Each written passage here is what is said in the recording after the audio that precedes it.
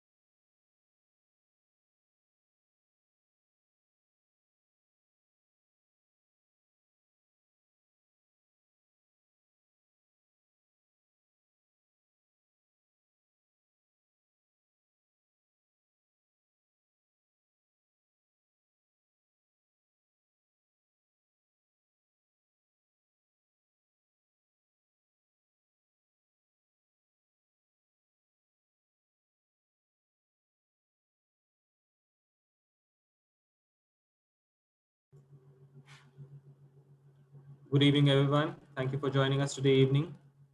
Welcome to the Marsh webinar on cyber resilience, the new risk order.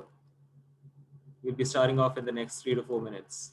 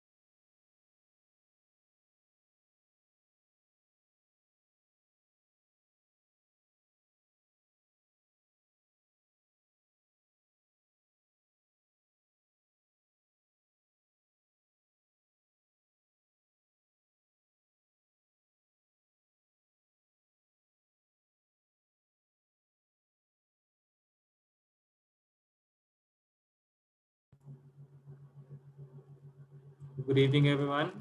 My name is Anoop. Welcome to the Marsh webinar on cyber resilience, the new risk order. It is 3:59. We'll be starting off in the next 1 or 2 minutes. I can already see close to 45 participants. Many more are joining by the seconds.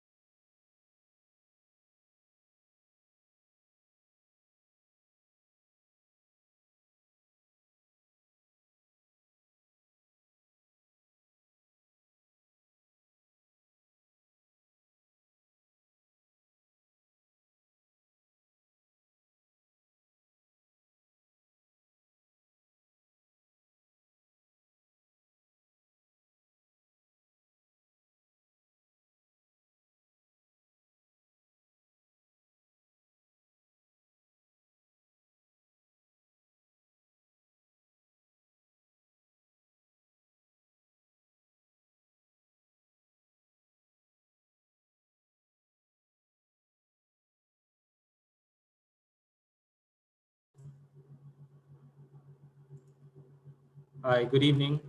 My name is Anoop. Welcome to the Marsh webinar on cyber resilience, the new risk order. It's 4 p.m. We have a star-studded panel today. on cyber risks. And I'm sure you're going to have a lot of fun, and it's going to be a very enriching conversation today. So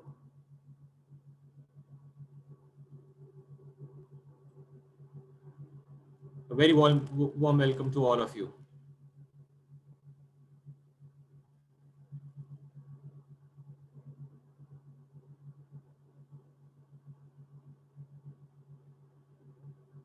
A couple of housekeeping items from us.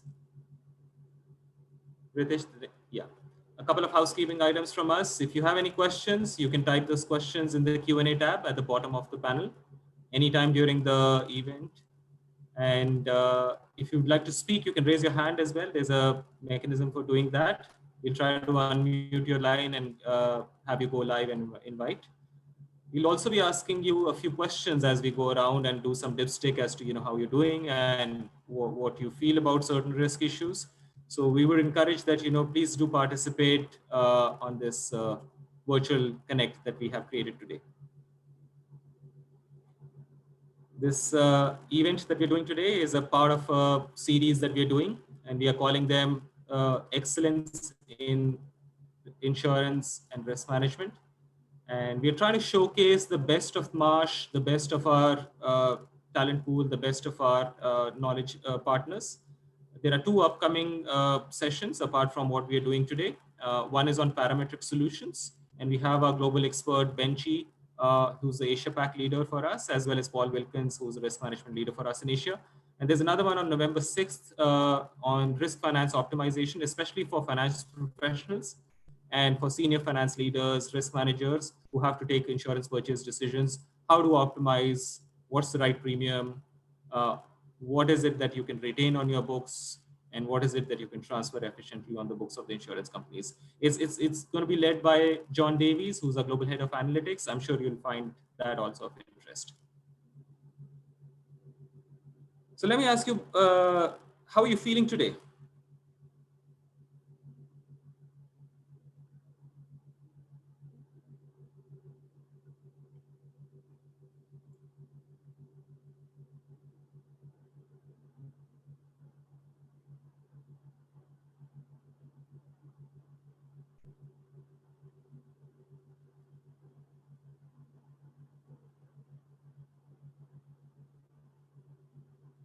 Wonderful. 80% plus people are calm. Wait till you hear about cyber risks. And we'll probably do this poll later on as well. So we have, like I said, we have a star-studded panel of experts today. We have Tom Reagan, who's joining us from New York. It's very early in New York, so really appreciate Tom for joining us today. Tom is the cyber practice leader for us in the New York office. He oversees client advisory and placement services for us for the cyber risks throughout USA. And he also serves as a senior cyber advisor for some of the world's largest clients that Marsh has. Tom started off as a technology specialist, as a security specialist in his career. He's also been a part of AIG. He's also been a part of Beasley as well. We have Magda joining us from Singapore. Thank you really, Magda, thank you for joining us today. Magda is the head of our cyber risk consulting practice in Asia. She is a PhD in telecommunication engineering. She is a certified information security and systems and security professional, CIS, and a certified insurance security officer as well. She's had multiple CIO, CISO roles as well. And incidentally, she's also a serial entrepreneur as well as the top 50 international cybersecurity influencers on Twitter. Many of you know Bhishma. He's the head of our cyber media and technology practice. He interacts with some of our largest and the creme de la creme of India Inc. on cyber risks. Some of you know me. My name is Anup. I have the privilege of leading financial lines, professional lines, as well as private equity and M&A business in India at Marsh.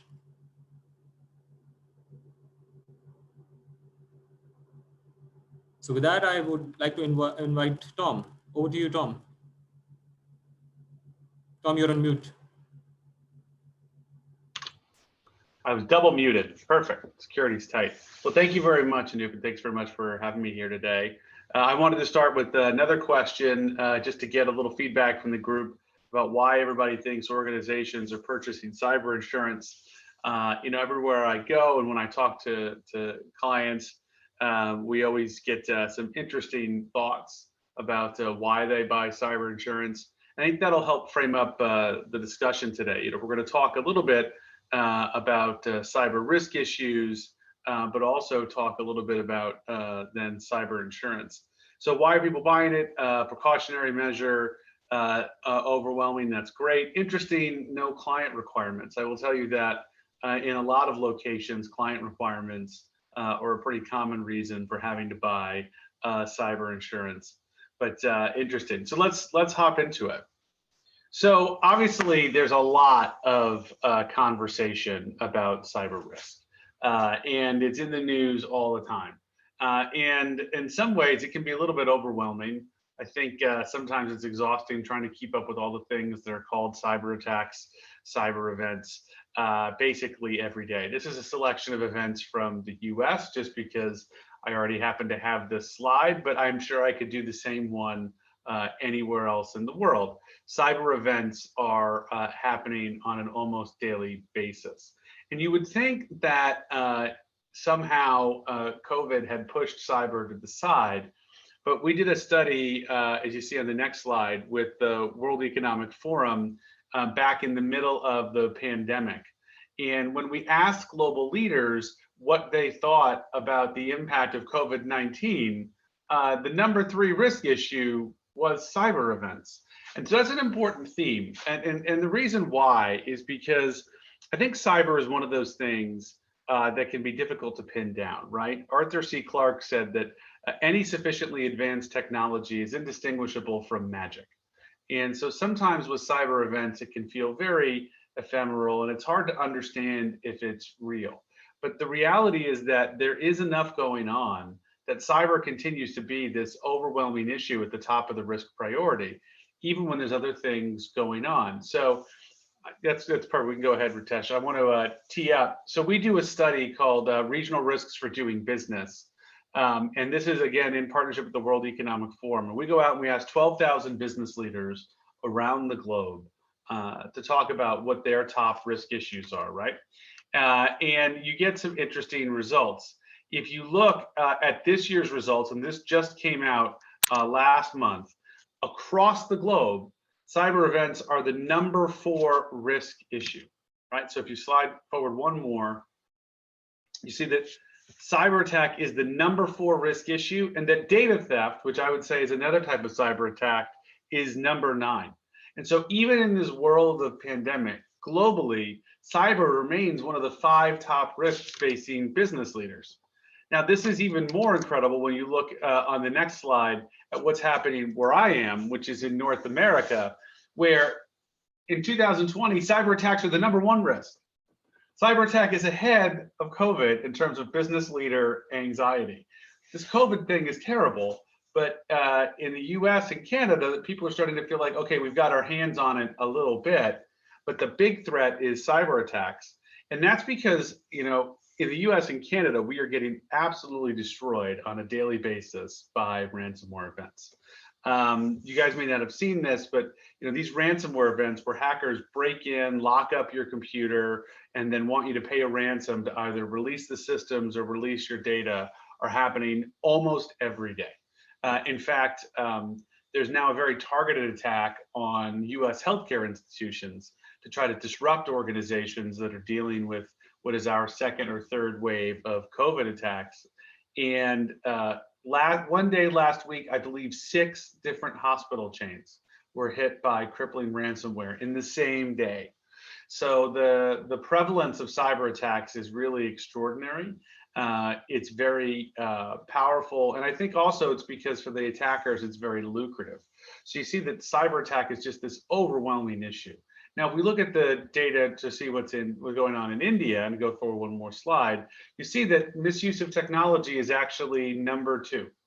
And that's not surprising, right? The point is that as the world becomes more connected and more reliant on technology, technology issues are rising to the top. And so this is a global trend. If you go forward just one more slide, you'll see the comparison between in the more advanced economies compared to the more developing economies, the reliance on technology is absolutely driving that threat of cyber attack. So the point is that this is a problem that is only going to get worse. As technology drives more into global economies, we realize that cyber attacks are going to go up and up and up and up, because that's all coming on the back of these really strong cyber technology trends. And that makes sense, because if you look at the cost of cyber events, right? As recently as 3 years ago, we were talking about a $1.5 to $2 trillion problem. Now we're talking about an $8 to $10 trillion problem a year. The amount of money that the global economy is losing to cyber events is extraordinary. And so the point is that, I think when you look from an insurance perspective, sometimes it can be a little challenging to think about, why are we spending so much time on this cyber policy, which usually is smaller limits, lower premium compared to all the other insurances an organization buys. But from a risk perspective, risk is far and away, there's no doubt that cyber is one of the most dynamic and threatening issues that organizations are going to deal with. And so this is a quote from a couple of years ago from the chairman of Maersk. Maersk is, as you guys probably know, one of the world's foremost global shippers. And they were hit with a very crippling ransomware attack. You can read all about it in Wired magazine back in the summer of 2017. And I think one of the things that's important is that Maersk, like so many other organizations that got caught up in that last wave of cyber attacks, realized cybersecurity is not a bolt-on anymore. Cyber risk is not an optional issue. This is a core issue that every firm is going to have to come to grips with in order to stay competitive. So this quote, this is a wake-up call to become not just good, but to have a plan to come to a situation where their ability to manage cybersecurity is a competitive advantage. This is from the chairman of Maersk. And so I think that's kind of the context for what we're talking about today, which is that organizations have to not only recognize this, but they have to embrace it, and they have to do that in order to drive competitive advantage. So what are we seeing, right? Ransomware attacks are by far the #1 issue we're facing right now. So just a couple stats, because they are dizzying. Okay. The average outage for a ransomware event as of the second quarter of this year is 16 days, 2 weeks. So organizations, big ones, small ones, well-prepared, unprepared, on average, 2 weeks. The average ransomware demand is $178,000.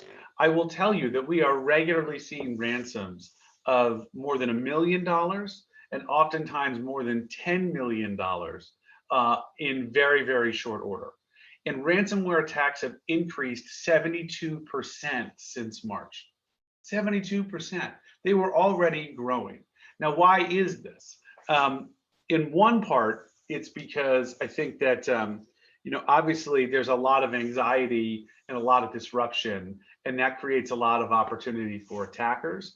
I think the other issue is that when organizations had to go remote, different organizations were in different levels of preparedness before they had to make the move to go to remote work. However, when they made the move, the #1 priority was business resilience. Get the systems up, get people working, we have to save the company.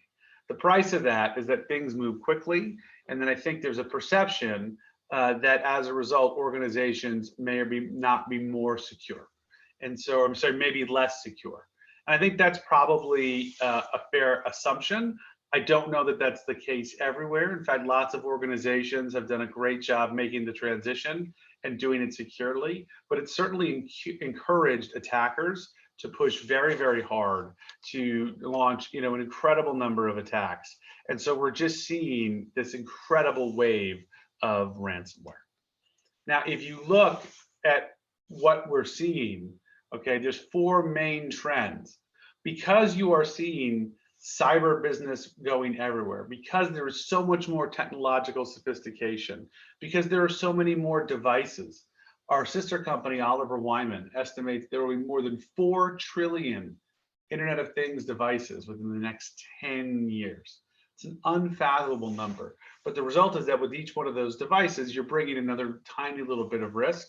We're expecting 4 key trends. One is new vectors of attack. We're clearly seeing that. The attackers are finding new ways to get in. 2, the level of regulatory scrutiny. This is one thing that is true across the globe, is that we are seeing an incredible amount of activity from regulators attempting to get their hands around this problem and figure out what organizations should do. The third is third-party risk. Organizations are becoming far more connected.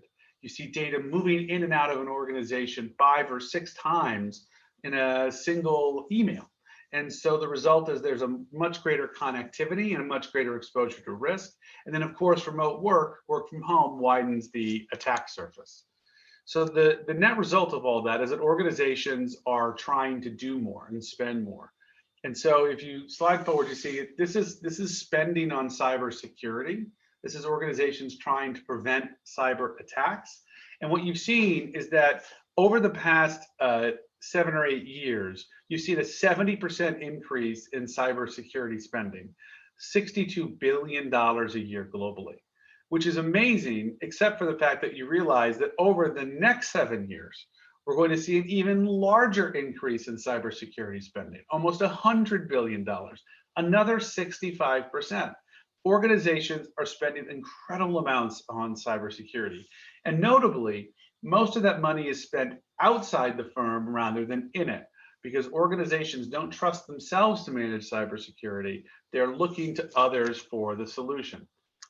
Unfortunately, all that spending isn't making anybody feel any better, right? If you look at a study we do with Microsoft on sentiment of business leaders around cyber risk, what you see is that over the past 2 years, confidence in the ability to manage cyber risk has decreased across the board. And in fact, more than half of Treasury professionals, those who are actually usually responsible for making the dollars and cents decisions about risk, say that cybersecurity is their toughest risk and will continue to be so.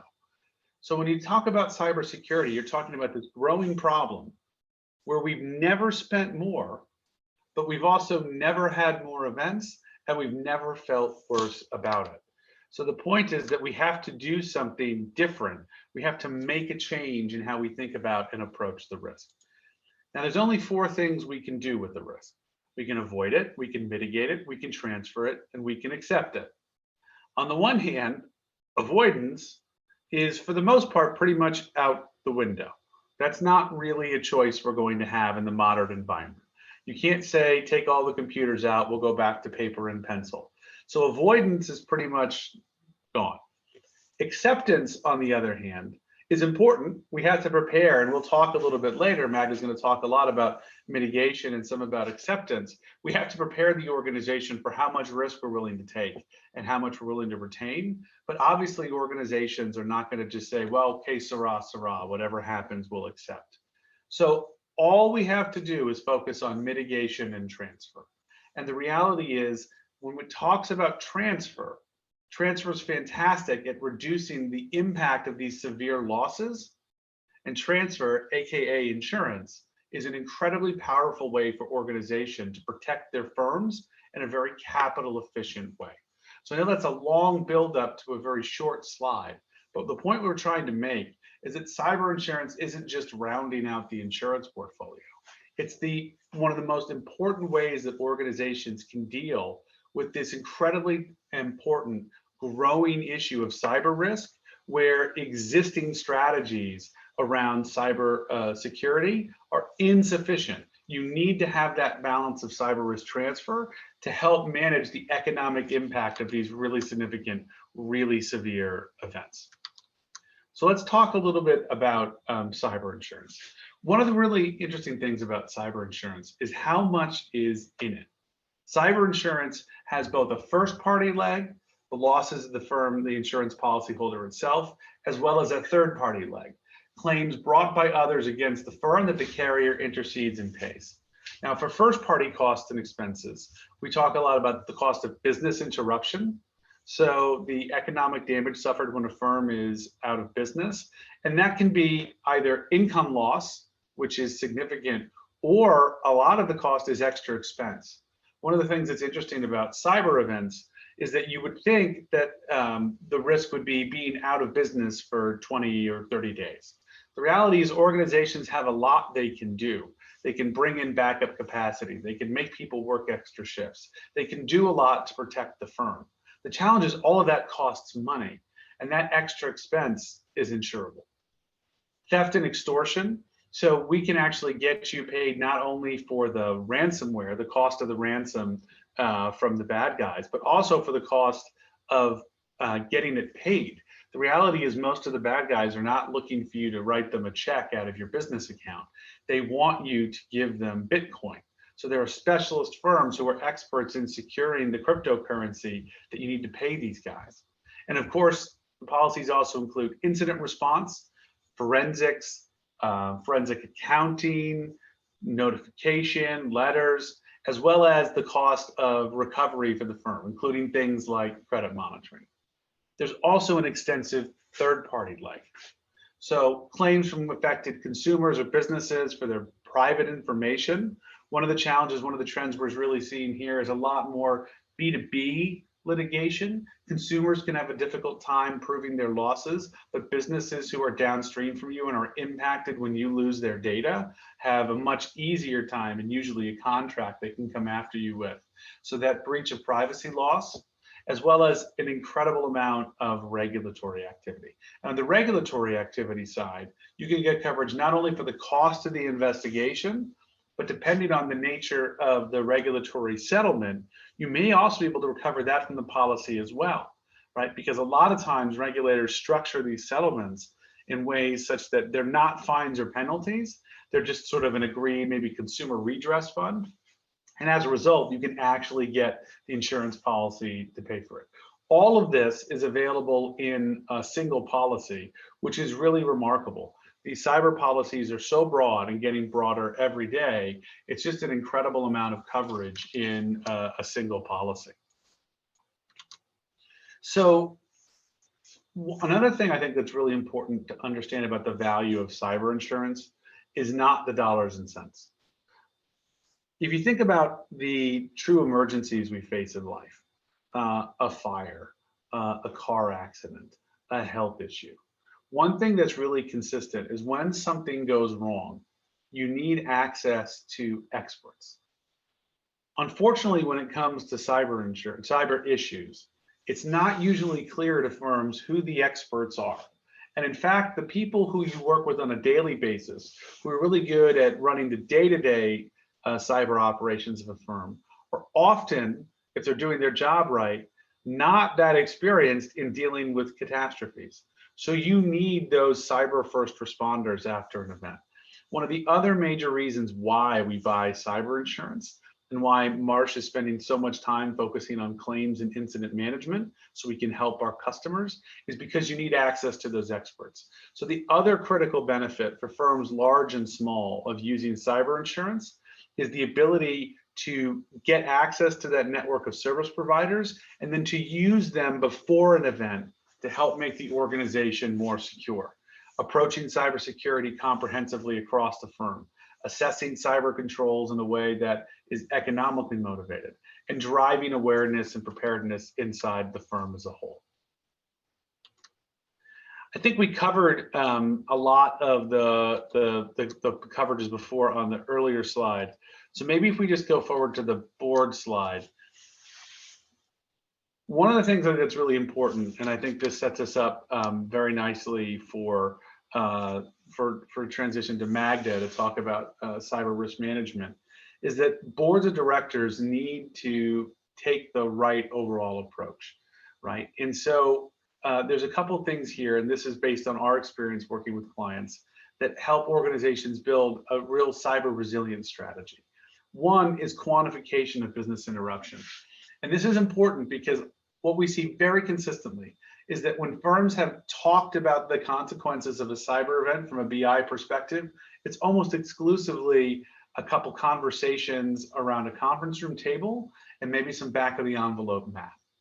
And I just don't think that if you were dealing with what would be the impact of losing this factory, or what would be the impact of losing this office building, that organizations say, I don't know, 10 million bucks. I think that there's a level of rigor that people don't necessarily know is available that is important to driving those decisions.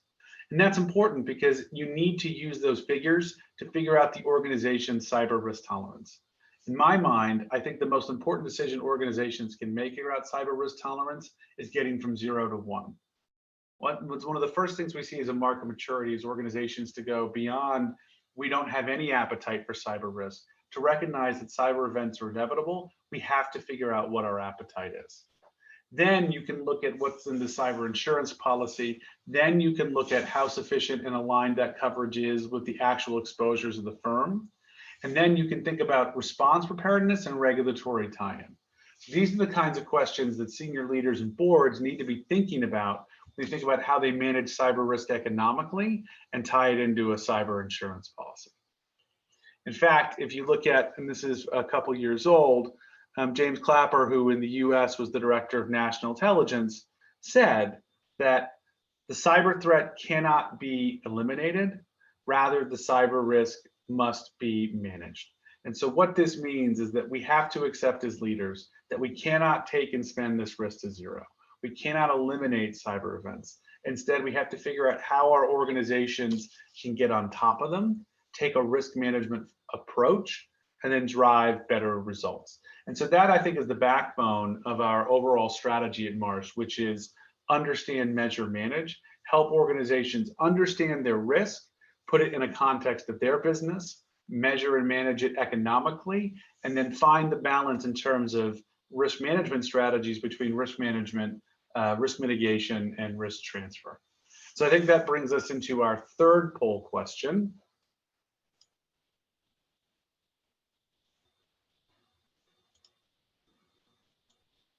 Which is,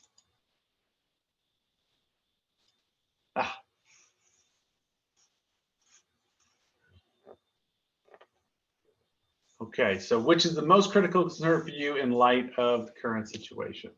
So while we wait for that, I'm going to cue it up for my colleague Magda Shelley. Magda's going to walk us through some really thoughtful things around cyber quantification and how we can do the other stuff outside of insurance risk transfer. Thank you very much, Tom. Hello, everyone. Good afternoon. I'm really pleased today to discuss a little bit further about cybersecurity and how we can understand the cyber insurance limits. But we will come back on that, especially with Anoop later on with some questions. Now, before that, I can see that there is a major concern for you related to cyber frauds due to work from home, which is very interesting and definitely makes sense. And then the second one is business interruption. So let me start, first of all, setting up a little bit the scene here in Asia. Tom mentioned and described the situation in the US. However, there's no difference around the world. Cyber attacks are growing, and no matter how big, how small, or, really great your company is, you are a target. And it's completely independent on the size or the industry. Now, when you have that understanding and visibility, we need to be very clear about what does cybersecurity mean and how to understand cyber risk as well. We have a tendency in Asia in particular to believe that cyber security is mostly an IT problem. And I can see that particular aspect still very prevalent across different companies. This as well actually applies for smaller and medium companies, but as well sometimes for much bigger companies. So the first extremely important step before going into any other point around cyber risk is to understand that cyber is a business risk.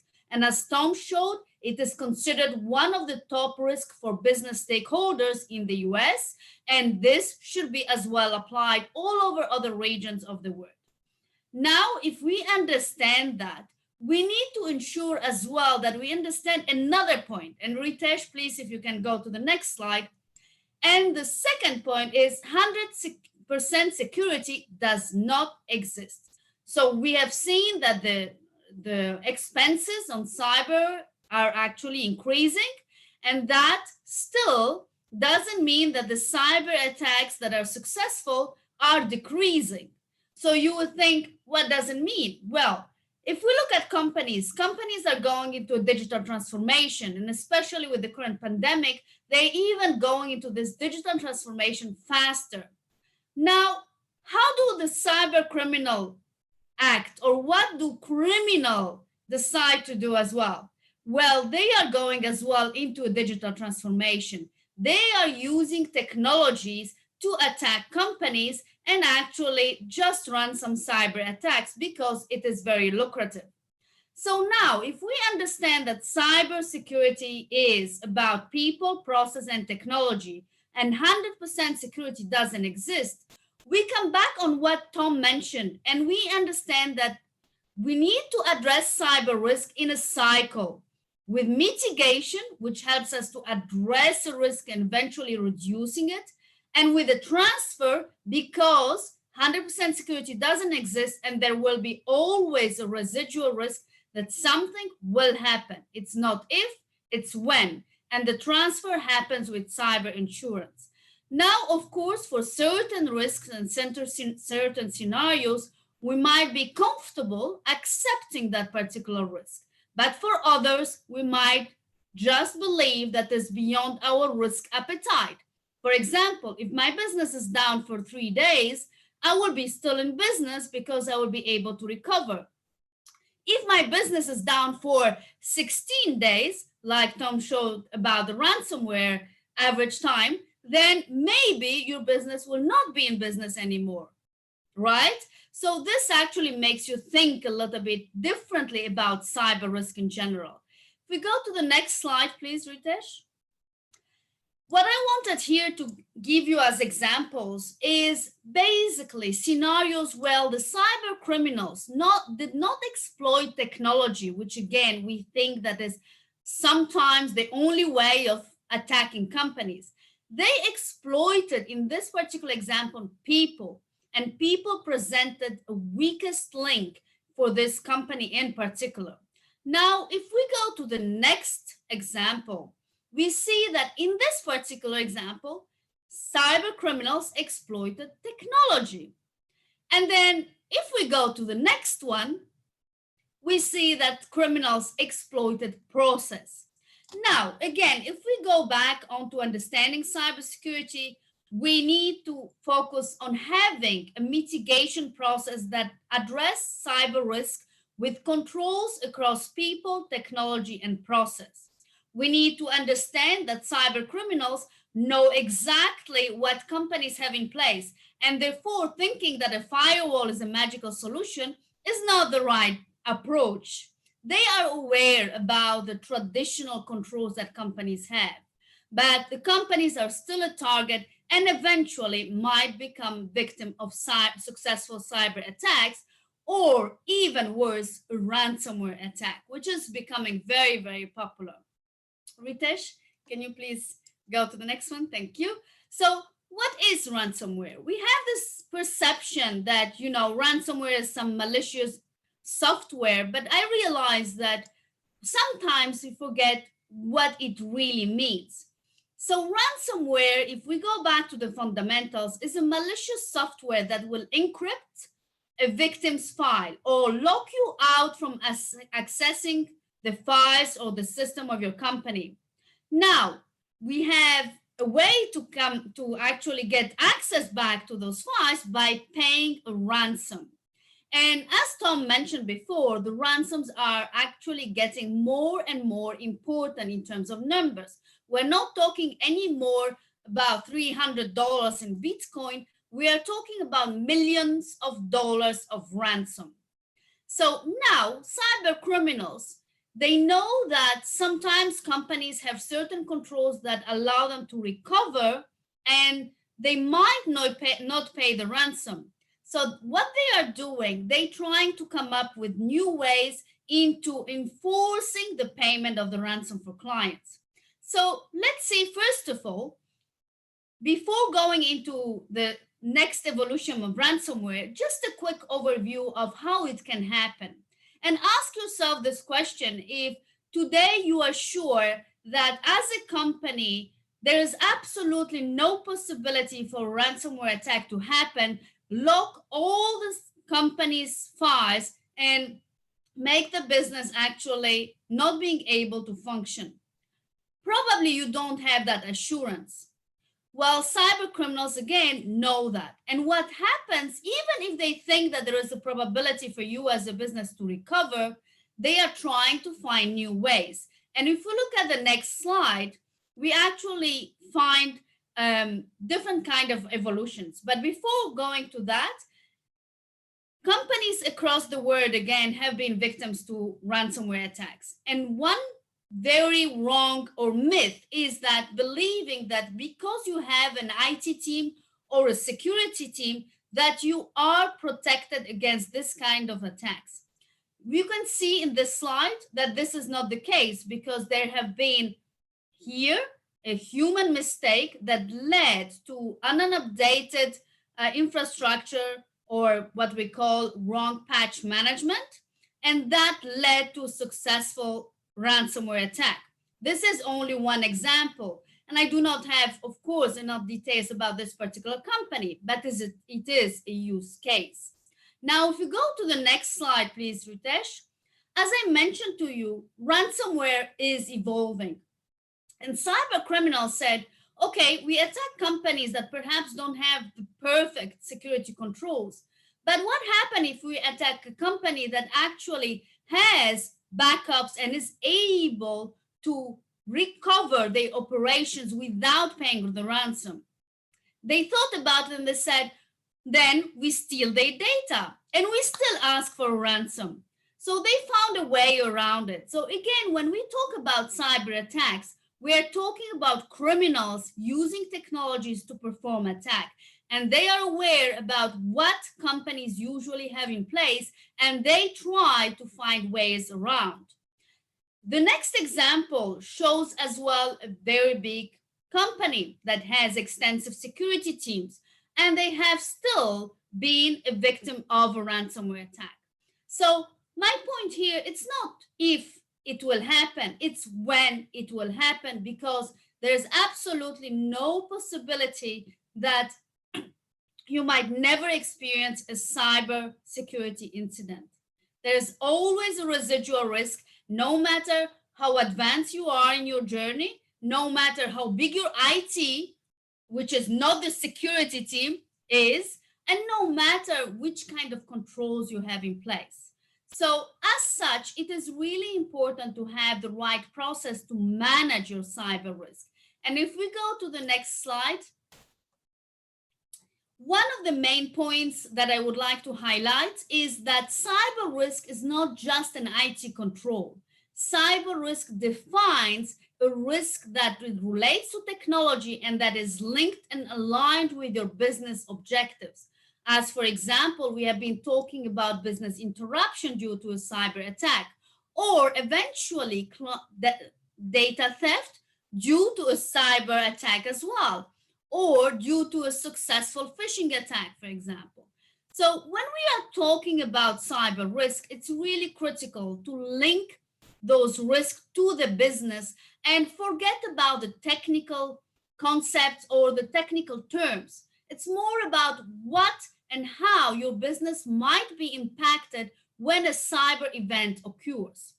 Now, when we talk about how to manage cyber risk, and we have seen a lot of things around the controls in place, I will repeat one point. Cybersecurity is not about IT controls only. It's about a balance between people, process, and technology. But if you are unable to very clearly identify your cyber risk and understand your exposure, you are unable to measure and manage the cyber risks accordingly. And now what is very important or interesting for companies is how do you measure cyber risk while knowing that cyber risk has been very often perceived as intangible? So if we go to the next slide, what is one of the very good value services that we provide with a MASH is that we quantify a cyber risk. And we put very clear numbers to a cyber risk, giving you the possibility to understand if a cyber attack happens, that might cost me $5 million and eventually 10 days of business interruption. Well, that might be possible. And if you don't have that visibility and therefore you don't have the right control. So if we go a little bit further and understand of how do we do that? Again, identification of cyber risk is very important and a critical step. So we start by ensuring that we understand the cyber events that might occur to your business, and you should do the same for your organization. Then, when we have that visibility understanding, we can build scenarios and we can prioritize them depending on the impact to the business and what you or your organization believe has a bigger priority. When we have the visibility of the scenarios, we can define or estimate the impact of that particular scenario. So what does estimation of impact mean? Let me bring it a little bit further and more practical to your business. If you have, let's say, your cyber risk is business interruption due to a ransomware attack, what happens when that particular event happens? Your business will be unable to perform. You might be unable as well to continue sell online if you're selling online, or even just to sell because all your systems will be out of function. Then eventually you might need to hire professionals to bring your system back. Or you might need to hire professionals to negotiate with the cyber criminals. You might as well require additional employees or professionals to work for you over time. What about the communication with your clients, etc., etc.? There is a very important number of factors that will influence the cost associated to a cyber event. And that is how we estimate the impact of a cyber event as an example and of a scenario.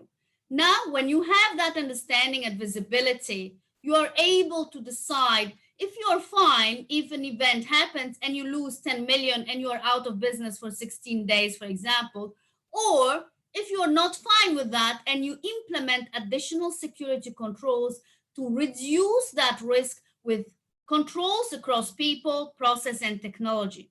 Now, even if you reduce that risk, as I mentioned, 100% security doesn't exist. So you will need as well to consider your residual risk. And the residual risk can be as well transferred to a cyber insurance.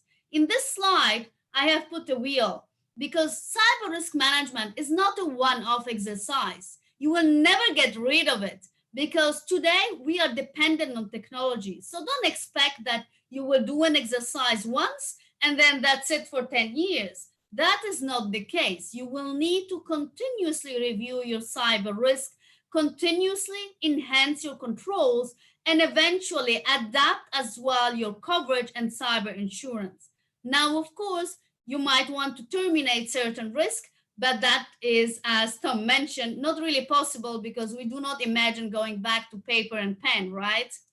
Now, when it comes to Marsh Cyber Advisory, we provide, of course, the support for all those areas that I mentioned. So do not hesitate to reach out for further information. But I'm really excited to have the opportunity to share with you further during our Q&A. So let's get to the questions and to the exciting discussions, Tom and Anu. Thank you, Magda. Thank you so much, Tom. Very enriching. So let me ask you, this was all overwhelming. I'm sure that the poll results on how you're feeling will probably be different right now. But this was all pretty overwhelming for me. Let me ask you, Tom, what are the top 3 items, just 3, that you perceive in the current situation which are important for clients? Yeah, look, I think the top 3 right now is pretty straightforward. One is organizations need to be taking aggressive steps right away to deal with the common threat vectors that are driving these ransomware attacks. So that's external scans. I think things like remote desktop protocol. There are a lot of things that your cybersecurity team can tell you, but you need to be taking aggressive steps to prepare against ransomware because it's endemic right now.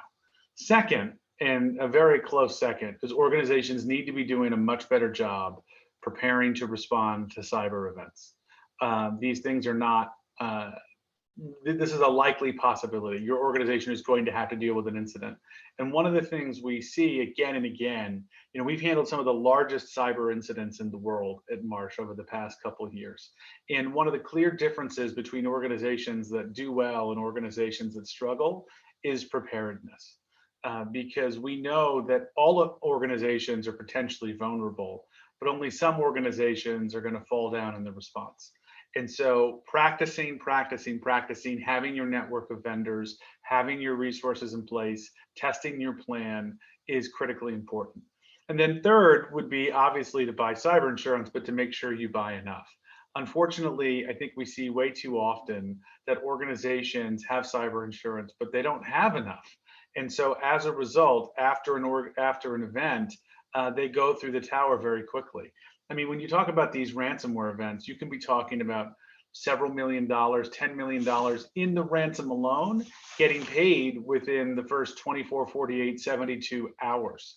So the sums add up very quickly. And so we've seen very consistently over the past couple of years, organizations increasing the size of their tower because they recognize that they're far more exposed than they would have thought in the past. Thank you, Tom. Michael, do you agree? What, in your opinion, is the top three areas for what's?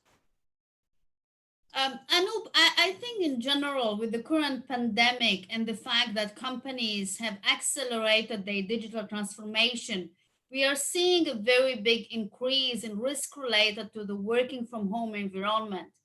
First of all, companies haven't been prepared for such a very fast switch to a different environment where there's not any more corporate boundaries. And therefore, the attack surface is not just the company network, it might be the employee's house, etc. So I see the first risk that is currently very important, especially in Asia, because I believe the level of maturity and preparedness for cyber events is lower here than other places in the world, is the risk of literally data theft due to, for example, successful phishing attacks with employees working from home. This is the first example. Then I perceive, of course, the problem that if you have employees working from home, you might have as well IT administrators working from home. And therefore, here we have a different kind of risk, which might lead eventually to a business interruption due to a compromise of a privileged account or an administrative account. And then your business might be completely exposed and especially unavailable as well. And then the third point or the third risk for me that I'm seeing as well is probably everything that relates to business interruption linked to ransomware. We in particular talked about that because it is becoming very popular.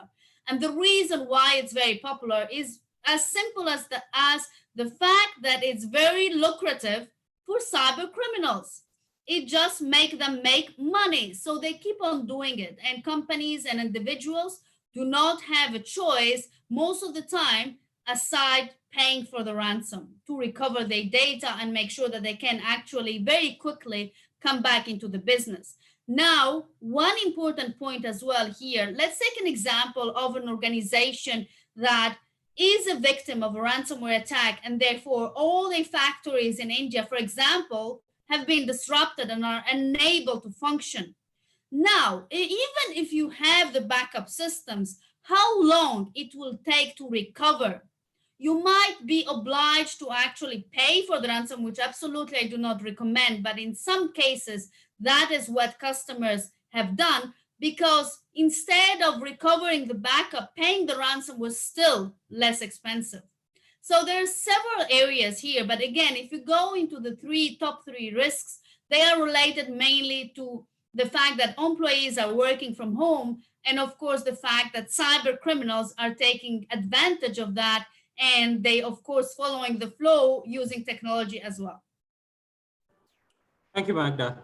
Bhishma, any different take from you? No, I think Anup, it's well covered by both Tom and on Magda. The only thing which I would like to add here is that we know that the firms, the first reaction of any firm is to continue their business, and a lot of firms we know that they have invoked their business continuity plan because people were working from home. And in this quest, there have been certain relaxation on their policies as well, the cybersecurity policy. So while Magda and Tom have spoken about the direct impacts which these policies, relaxation of policies have caused, the one indirect impact I feel is also certain contractual obligations which these firms have taken while they were entered into in pre-COVID areas. So organizations have need to go back to their contractual obligations, need to check what they have signed it for, because we are seeing some of these not cyber claims but errors and omissions claims which have come out because of these issues. So that's the risk which I feel indirectly is affecting a lot of Indian services firm, I would like. Yes, everything is fine. Okay, so you probably answered my next question, which is what is one of the big motivators. So you're saying contractual obligations is also one of the items that many firms are worried about. Absolutely. Good. And tell me something that Bhishma. So are insurance firms ready for this? How are insurance firms looking at this kind of mix of E&O and cyber related issues? So cyber, as we all know, is something which is at an nascent stage in India. While it is almost 5 to 6 years, we are hearing about this policy, but it's only last 2 years which where it has picked up pace in India. A lot of Indian insurers have come up with a product while they have quick in coming up with the product, and I'm happy that the product is something which is customizable, which is up to the mark of international standards. We have good underwriters. The only thing which the insurers have not done their homework well is when there are claims and how to settle them. Just to give you an example, while we know that all the international policies, and Tom and Magda will second me on that will come up. These policies have an ecosystem built in the policy itself. You know that in India we do not have that ecosystem built in. So when it comes to choosing a partner immediately after an incident, right now our insurance policies are silent on that, and this is where I think there's a biggest issue which creates post a claim, where a client, because time is of essence here, client wants to appoint a forensics or a third party auditor immediately, whereas an insurer just puts an obligation that you have to take a consent, and this whole time goes into that, and this is where the whole issue is. So I think this is where insurers will have to work upon finding the right ecosystem within the policy itself, so as to ensure that the claims process is smooth. I will say, to follow up on that, one of the questions we get asked a lot about cyber insurance is whether or not carriers are paying claims. Obviously, people have been concerned for years. I buy a policy, will it actually respond? And I can tell you that one of the happy circumstances around cyber insurance is that a lot of claims get paid, and they get paid very quickly. So when you think about, again, we're talking a lot about ransomware. That's a situation where organizations can be looking for millions of dollars in a matter of hours. And it's challenging for the carriers, but they've been very responsive. The number of times we've had to reach out to a carrier and say, hey, we need you to authorize $2.5 million by 4 o'clock in the afternoon, and they do it, is very high. So I think that the good news is that it's a complex situation, but carriers have done a very, very good job of making payments in this environment. Carriers want this product to work. Of course, there's always going to be challenges around any type of recovery, and all business interruption claims are complex negotiations, but the overall trend has been towards payment, and we've done a really good job, I think, getting some great recoveries for our clients. That's super, Tom, because that's the real silver lining. It's a new product. There were some questions on the Q&A right now about, whether this is tested, whether insurers are paying claims. So thank you for answering that. Magda, $1 million question to you. You mentioned that you can do a math of, what the claims could be, how the downtime could be, and so on and so forth. But how do clients choose limits? What's the formula for that? Well, I know it is actually, I feel it is $1 million question, because every time when I discuss with clients, this comes up again and again. Now, the problem is that traditionally companies have never quantified cyber risk. So if you define a cyber risk as, critical, high, low, and you give it some colors, that will not help you to define the cyber insurance limit. What is really critical is to understand after a cyber event how much money you might lose. Now, to understand that, it is important to build this scenario. And I am simplifying it by, saying, for example, business interruption due to a ransomware attack. But if you communicate with the different business stakeholders, you might understand if you are a victim of such a scenario, what would be the cost required to recover and continue your business again. And when you have that visibility, you're able to understand how much coverage you have. Now, of course, this is not simple, because if the company never done any calculation or quantitative analysis of cyber risk, it might be still an extensive exercise, but they can start. At least they, understand, for example, if they are unable to perform a business one day, how much that will cost. And as we, for example, have some information about, average of ransomware, they can do the math already. That's, again, very, very high level, but that's what means quantification, giving and putting a number to a cyber risk. If not, you are unable to find out limits. And now, just to add as well, I have heard a lot of companies saying, but what's the traditional or what's the standard limit? Now, yes, it might give you an idea, but it might be completely wrong, because every company is different.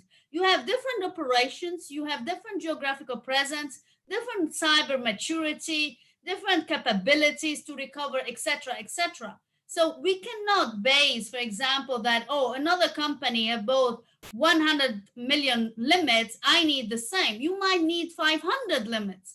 So it is really important that whatever you decide as coverage is defined for your organization and not just a random average. It won't help you when something happens. Yeah, if I can follow up on that, I think that that's such a critical point for organizations. All of us have biases based on our experience. And one of the ones that we all bring to risk is looking around to see examples of others who are in similar situations. And in the physical world, we look at things like geography, company size, industry, because these are the things that bring risk together, right? If I'm in one building and you're in the next building over and you have a fire, I could have a very real problem. In the cyber environment, everybody's connected. Everything is global. And traditional points of aggregation don't always work. I used to make this joke where I'd get asked questions a lot by clients. Hey, I'm based in Western Texas and I'm a $35 million pharmaceutical manufacturer. Can you show me examples of organizations in West Texas of the same size and in the same industry who've been hacked? And the answer, of course, is no.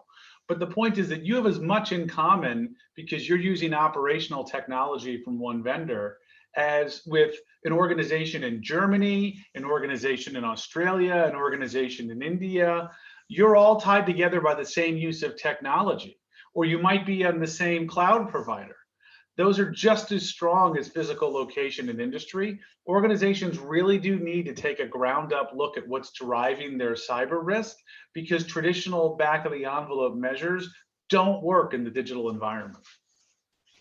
Very interesting. So Tom, but you said something, nice about the carriers being attuned to paying claims, and it's easy to work with some of these high value claims. Also, tell us some war stories, tell us some big claim examples, and also some learnings for our clients today who on the call. Yeah, so I think, look, I don't think organizations necessarily appreciate the violence of cyber events. When we talk to companies, I think a lot of times cyber events get treated and managed as they would other more slow moving issues, maybe like securities litigation, right? Where you've got a lawsuit and then you have a time to respond and it goes on for a while and it's expensive, but you get to manage it. What happens with these cyber events is they're very quick. So we dealt with some enormous events a couple of years ago for some of the world's largest transportation and business data firms. And the one thing that was common in talking to both treasurers is that both treasurers said it was the first time in their careers they had had to do daily cash flow analysis. Now, these are large organizations with incredible resources, and daily cash flow analysis is usually something you do for an organization that's about to go bankrupt. But what they could not believe was how quickly revenue went down, bills stopped getting paid, and the expenses were streaming out the door. They actually had a cash crunch in the first 30 days. They were talking about drawing down their revolving credit facilities. It's remarkable to think that a multi-billion-dollar international organization could have a cyber event that could cause such an incredible cash crunch, but that's exactly what happened. I think the other thing that's remarkable for organizations is there isn't enough flexibility in the response plans. We were dealing with one organization that got caught up a couple of years ago, and the response plan calls for all this interpersonal coordination. One of the challenges, though, is that in a cyber event, you may not be able to use your email system. So they literally had to take employees and send them down to the local electronics store and have them buy phones off the shelf and basically recreate their infrastructure overnight, because all of a sudden they couldn't use their email. So I think that people don't necessarily appreciate the lack of control and the pace and the violence of these cyber events. They're very disruptive, very, very quickly. Last anecdote I'd give you is not necessarily an insurance event, but a personal experience. So I have a family member who used to own a little business in the middle of the country, and it basically did screen printing. So bumper stickers. Election years are big years for that business, right? Because they're doing bumpers and t-shirts and hats and the whole thing. And they got caught up with the ransomware event about this time last year. And he called me up. He said, we got hit with this ransomware attack. I said, oh, wow, that happens. What do they want? $5,000? Nope. They wanted $250,000 from this tiny little screen printing company. And that to me really drove home how everybody is potentially affected by this, right? If you think about that, this little tiny business printing stickers in the middle of the country gets completely shut down by a bunch of attackers who want $250,000 overnight. If that can happen to them, it can happen to any company. And so I think those are the kind of my key experiences that have driven a lot of what we've done in terms of advancing coverage and then trying to build out our claims and incident management capabilities for clients. Thanks, Tom. Very interesting. So Magda, I think both you and Tom are mentioning about ransomware and phishing and how they are at the top of the charts. So any do's and don'ts for firms when it comes, or best practices for clients on these ransomware and phishing items? I would start, Anup, with saying that malicious software doesn't install itself by itself most of the time. It's someone clicked on something or opened an attachment. So having that understanding and, admitting that is most of the time related to people or process failure is very important. Like the business email compromise as well is very popular. Phishing is very popular as well. But what happens in Asia is you receive an invoice, for example, from a vendor that you think is legitimate, and then the employee ends up paying a very big sum of money to a fake vendor because they changed the account number on the invoice. And this is not a sophisticated cyber attack.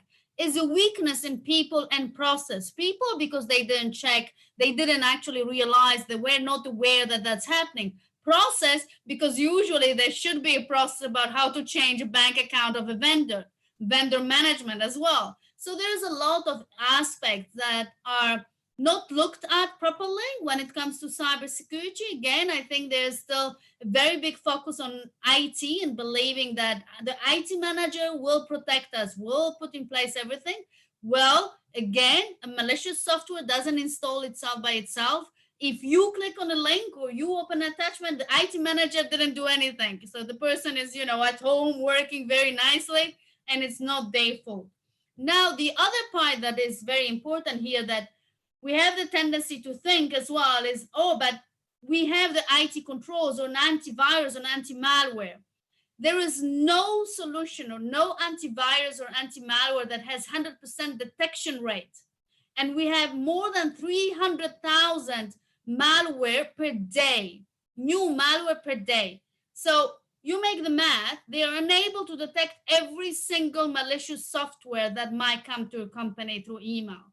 So this is also something that people and organizations need to understand. But coming on the last point before I let Tom continuing is on the ransomware part, because I was expecting that Tom, your family member asked you, to decrypt the files, because this is something that happens very often. And when a client gets a ransomware, they call me and, oh, but you're a security professional, just decrypt the files. Well, it doesn't work like that. They use a very strong encryption, and there usually is a reason why they're using it. If the ransomware that has been, used is very old, perhaps there is a way around it.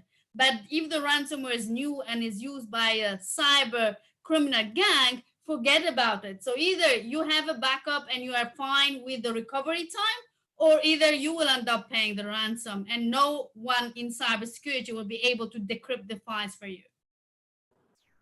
Wow, that this gets murkier and murkier. So Tom, my question to you is, like Magda said, if the ransomware has not installed by itself, malicious software has not installed by itself, there's a gullible employee somewhere, there's a lazy or a person somewhere who's clicked on some kind of a malicious link. What happens then to insurance claims? How do our clients manage some of these situations in process? Yeah, that's a great question. So first of all, the policy is completely indifferent to the source of the attack. It doesn't matter whether it's an outsider or an employee. It doesn't honestly matter if the employee did it by accident or on purpose. The policy really is grounded in whether or not you suffered an event. Now, if the board of directors deliberately infects its own company, you got a problem, but then you got a whole different set of problems. So accidental events are exactly that, and they're perfectly fine. I would add that one of the things that I think we have to be careful about in cybersecurity is blaming employees for clicking links. Now, this is starting to veer into a little bit of a religious topic for me, religious in the cybersecurity sense.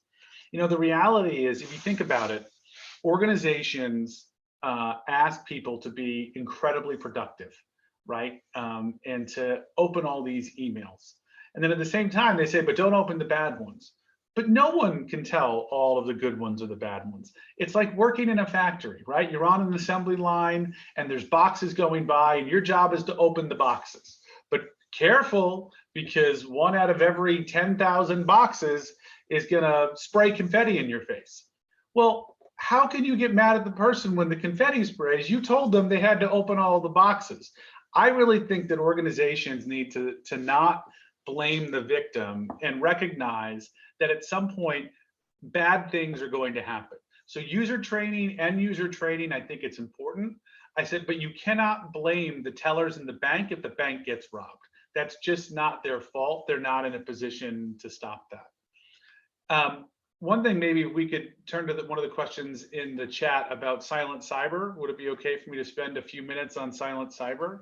Absolutely. In fact, a really important topic. Yeah. Yes. So the question is, what is silent cyber and what are we doing about it? If you haven't heard, silent cyber is basically this insurance industry term for the exposure of cyber risk in traditional policies like property, like casualty, like D&O.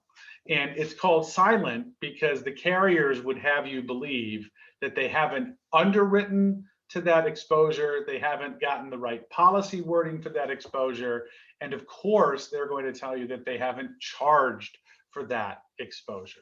And so it's been a really big topic because as cyber events have become more and more prevalent, there's been a lot more concern by the carriers about whether or not cyber is going to start to cause problems in property casualty and other lines.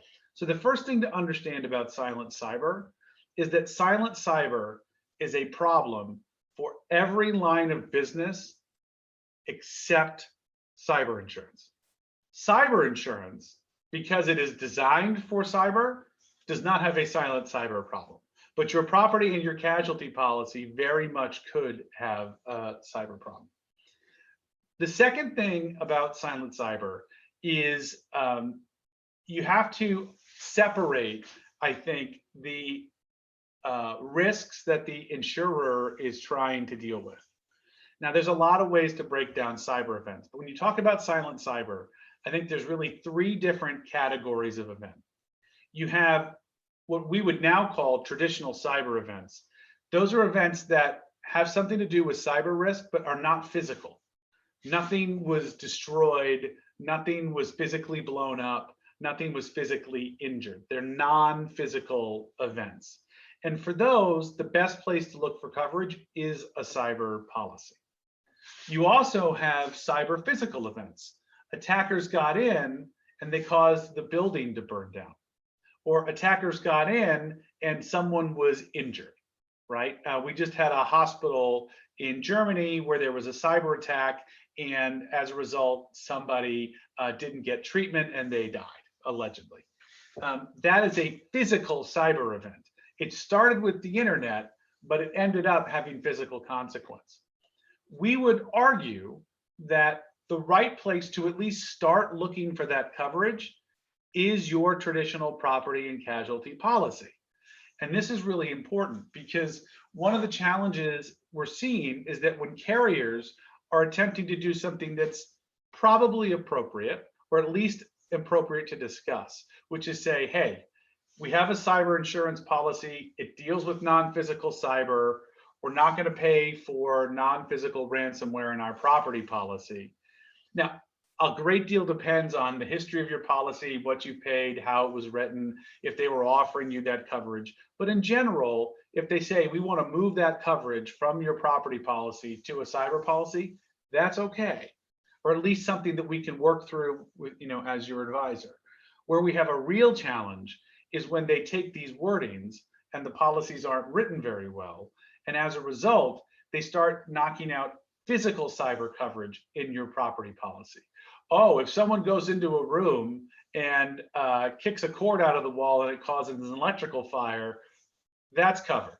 And if they drop a lit cigarette, that's covered. But if they do it with a keyboard, oh no, we can't cover that.